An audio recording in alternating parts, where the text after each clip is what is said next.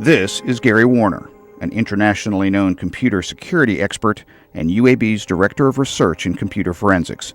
He has spent decades tracking criminals online and helping law enforcement agencies catch them. In a recent profile, PC World magazine called Warner the White Knight of fish busting. This is a fish. It's a fake website designed to trick you into revealing personal information so a criminal can steal it. When a computer criminal goes fishing, he needs bait, and there's no better bait than spam. But internet service providers these days won't let any one person send out billions of pieces of spam, so criminals get you to help them. This may look like a cat, but it's actually a fish. And if you clicked here to get your personal kitty card, you would have immediately downloaded a virus called the Stormworm and enrolled your computer in a life of cybercrime. Spam like PsychoKitty isn't designed to steal your banking information. It's designed to make your computer a spam-sending zombie. Gary Warner has done a lot of research on the Stormworm. Recently, he worked with 2 graduate students to analyze a version of the worm masquerading as a music-sharing website. Kraken looks inviting, but clicking anywhere on this page invites the Stormworm to go to work on your computer. Warner's research found that within half a second, the virus sends out a message over the internet to its controllers announcing it has infected your computer. A second later, it receives instructions from other computers controlled by the Storm Gang. After 5 minutes, your computer is sending out its first spam. Before 12 minutes are up, your computer is spewing junk mail at a rate of 45 messages every 10 seconds. At that rate, you're sending out 270 messages per minute, 16,200 per hour, and 388,000 every day. And Gary Warner gets most of those messages. Warner runs UAB's Spam Data Mine, an ambitious project cataloging the greatest spam threats on the net. Warner is working with UAB data mining expert Alan Sprague to create a computer system powerful enough to collect and analyze hundreds of millions of emails per day.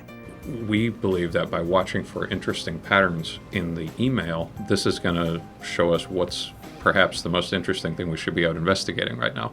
UAB computer science students get to take part in these investigations and learn the latest cyber crime fighting techniques. Tom and Brad are in the class where we talk about cybercrime and computer forensics. And so one of the things we've been talking about is how to track this kind of activity. And so we're actually taking our viruses out of the spam data mine, giving them to the students, and they're in a controlled environment. These guys are actually running the Linux operating system, and they're looking at Windows viruses. So Windows viruses can't infect a Linux environment. Safe behind their secure computers, the UAB team can reverse engineer the internet's most dangerous viruses, looking for clues to the masterminds behind the biggest scams, like the recent news headline virus campaign. Beginning the last week of June, we saw a new spam campaign where news headlines were being used to attract users to visit various websites. The headlines, you may have seen them in your own email, say things like Angelina Jolie shocking pregnancy discovery, or Miley Cyrus naked video expose. Anyone clicking on the links in these emails was taken to a hacked website with a fake video player. Clicking on the video player downloaded a virus, and that virus immediately started sending out copies of itself through the user's computer. The scam was extremely successful. By the end of the first week of July, as much as 25% of all of the email we received each day was email messages sent by machines infected by this particular virus. Warner and his students investigated, but after they revealed how the virus worked on Warner's blog, Cybercrime and Doin' Time, it suddenly changed. When they raised publicity about the new campaign, it changed again. However, when the students were able to successfully unpack the viruses using reverse engineering techniques, they found enough similarities that they were able to say, beyond any shadow of doubt, that these 3 viruses were in fact the same virus.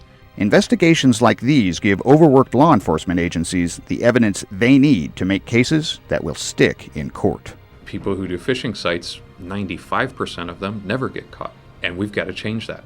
We want to solve the problem of how do we catch the criminal who's sending the spam and catch so many criminals that are sending the spam that when someone's trying to decide on his career choice, as the option of shall I be a criminal spammer comes up, he's going to say, criminal spammers go to jail. I shouldn't do that.